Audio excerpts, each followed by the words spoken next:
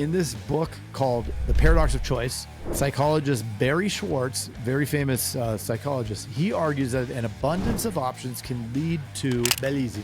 They win all these awards, right? They're consistently ranked as the most popular and profitable fast food chains in the country. In-N-Out has 3 burger options. 3. And then the hidden menu stuff. The In-N-Out burger approach in P&C Insurance. Why simplicity is the secret sauce. We're going to nail it right now on the Insurance Dudes. All right. Craig, the Paradox Pro Pretzinger here. Welcome back to the Insurance Dudes and Dudettes. We are grateful to have you. Make sure you hit that subscribe button. And if you haven't done a review, please, we need some 5 stars. We'd love it. The other dudes that are guys are beating us. The insurance guys have more reviews. Come on. What are you doing over here? All right. I'm Craig Pretzinger, Craig the Paradox Pro Pretzinger, and I am flying solo today with a mind-bending episode that's going to change the way you think about your choice, about choice, not your choice, well, your choice, but choice in business and in life. You may be wondering where Mr. Jason is. Well, if you stick around, I will tell you, but you're not going to hear it till the end. So let me ask you a question. Have you ever found yourself standing in the cereal aisle or even the diaper aisle? You know, diaper, cereal, paralyzed by the endless options, like lots of stuff, right? Or maybe you've been scrolling through Netflix trying to figure out what to watch. What's the next big binge? I don't have any ideas. And if you do, please email them over to Emily@theidudes.com because I do need a show. If you had that problem, and I bet you have because I have too, you've experienced the paradox of choice. This is an actual thing. So in today's world, we get hit with options every single turn. It doesn't matter where you go, right? You could be on the golf course. You're going to see an ad right on a bench. So it seems like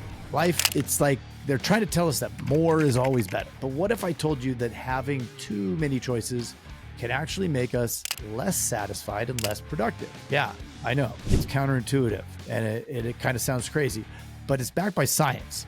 Yep, that thing science. So in this book called The Paradox of Choice, psychologist Barry Schwartz, very famous psychologist, he argues that an abundance of options can lead to decision fatigue, to anxiety, even to depression. So what does that mean for us as insurance professionals? Well, think about your agency. How many products do you offer? How many carriers do you work with? How many marketing channels do you use? Can you see where it's going? Right, that's a lot of different things. All of a sudden you have a spider web. If your answer is as many as possible, which I used to say, you might be falling into the paradox of choice trap. So by trying to be everything to everyone, you can end up spreading yourself too thin and confusing your customers. So what's the alternative? Pretty simple, right? Focus on less to achieve more. So let's take an example. Look at Progressive. Yeah, Progressive Insurance, that's the one. So they built their entire brand around one product. What was that? Car insurance, right? They specialized in one specific niche and they were able to streamline their operations as a result. They created targeted marketing campaigns and they provided seamless customer experience. They got really good at one thing. They got really good at a process. And they ran with it, right? They scaled it. Look at In-N-Out. There's other fast food chains and they have menus that rival War and Peace in length, right? Like you could put everything on the menu. And In-N-Out has 3 burger options. 3. And then the hidden menu stuff, which if you don't know about, there's a hidden menu. You can get animal style and you get the fries animal style and you get the burger animal style. This is a good idea. If you are going to do In-N-Out, I would highly encourage you to get animal style, both type of onions. So they'll put the grilled onions and the raw onions. You're not going to want to talk to anybody afterwards, but I'll tell you, decision fatigue. So they win all these awards, right? They're consistently ranked as the most popular and profitable fast food chains in the country. Well, less is more, right? They got it right. They're doing it right. So you narrow your focus, simplify your offerings. You could actually create more value for your customers and your success. Now, you may be thinking, but I'm affiliated with a captive. I can't choose what products I offer or what I don't or whatever. And of course you can. It's just because the menu has this whole slew of different things, that doesn't mean you're not going to sell those things. It just means that's not the focus, right? If the company is hammering on home and auto, which a lot of places, that's what it's going to be, right? That should be the focus. Home and auto. Yes, of course, we're going to sell the motorcycle and the ATV and all the other stuff, right? But the focus, the process, like in our agency, the process is built around the telefunnel and it's all auto leads. It's all we buy, right? 200 auto leads a day goes to the callers. The callers transfer to the team closes it. It's the same process over and over and over. And when it starts to hit, when the leads are when the cost per sale starts dropping and it gets really good, we crank it up, right? It's already working. It's money machine.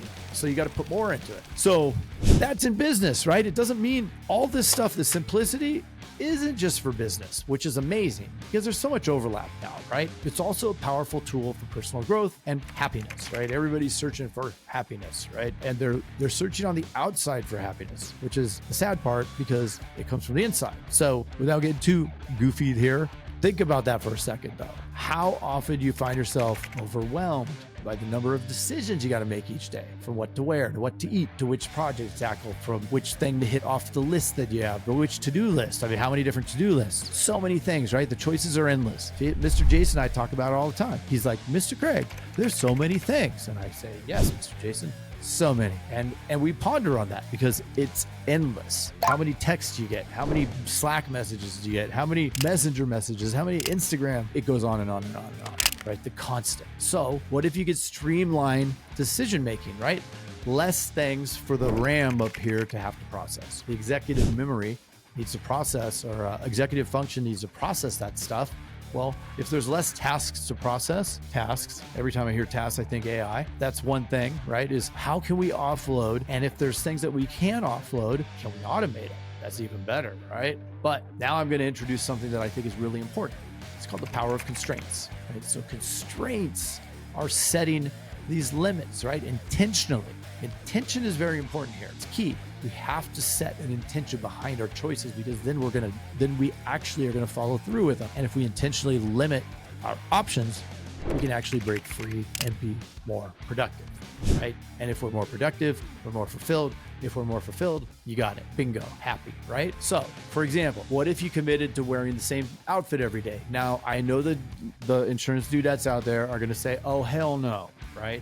That's fine. I get it. And I do not think that that is a generalization. That is my experience, that it's going to work out that way. However, maybe the dudes could do it. Maybe the dudes can do it. I can't. I can't either. I'm like the ladies. I like to wear some different stuff. Not nice stuff, but colorful. You know, I like to switch it up. Mr. Jason, he'll wear the same thing every day. No problem. I think he got rid of everything, has a whole closet full of black shirts, and I think cargo shorts from the 80s that he still has. What about Zuck? Mark Zuckerberg owns half of Kauai, wears the same clothes every day. Steve Jobs, dead, but wore the same clothes every day. Feltman. Imagine how much time though, how much mental energy you would save by not having to decide what to wear each morning, right? Think about that. Like for me, I don't need to worry about this, even though I wear different things, because I don't think about it. Sometimes my wife looks at me and says, you're going to go to the office dressed like that? And I say, yeah, I don't talk to the clients. I'm in here, right? So it's fine. If I'm in a meeting, sure, I'm going to wear a suit or whatever. But for the most part, just I want to be comfortable. And that's important. And I don't have to take any time to think about it. If you find that you're spending an hour and a half getting ready, I don't know, that could be something to look at, because an hour and a half times 300 or times 250, however many days a year that are being worked, starts to add up, right? Is there a commute? Could you have a closer office? Could you move closer? What if you applied the 80-20 rule to your to-do list? We talked about that, right? 20% of the things you do produce 80% of the results. Well, if we know that, then why are we doing 80% of the things and leaving off the 20? And the 20 that we're leaving off are probably the ones that are generating the most activity or the best results. However, it's just a little bit more work, so we put those off. I'm letting you think about that as I take my sip of my Monster. Sponsored by Monster. So, to-do list, prioritize it, chop off the bottom 80%. Look, your day just got shorter. Perfect, right? Now you can spend it on other things. If you pick up Tim Ferriss' 4-Hour Work Week, fantastic book. It makes you think differently. Think about how Tim Ferriss operates and what he does. He spends most of his time walking and thinking. How nice is that, right? But how much of your time at the office, when I did a time audit, the amount of time spent was remarkable, right? That was wasted. I'm just here so I could be here, not necessarily here and being effective and then capturing those extra hours and going hiking and doing something that's more enjoyable, right? So this paradox of choice, it may seem counterintuitive, right? I get it, but it's a powerful tool. It's going to work in both. So here's my challenge. This is my challenge to you. Take a hard look at your agency. Take a hard look at your life. Where can you simplify? Can you cut back anything? Right?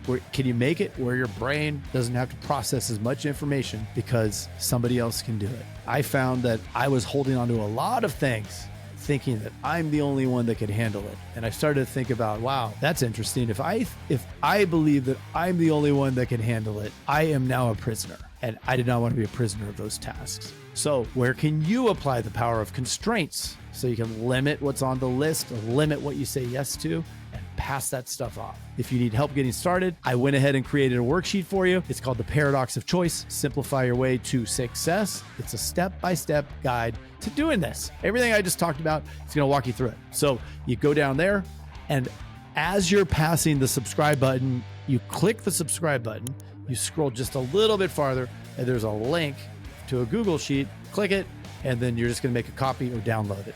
You can't get into that one. Otherwise, everybody would write on it, and then one that everybody gets to be messed up. So you just have to download it.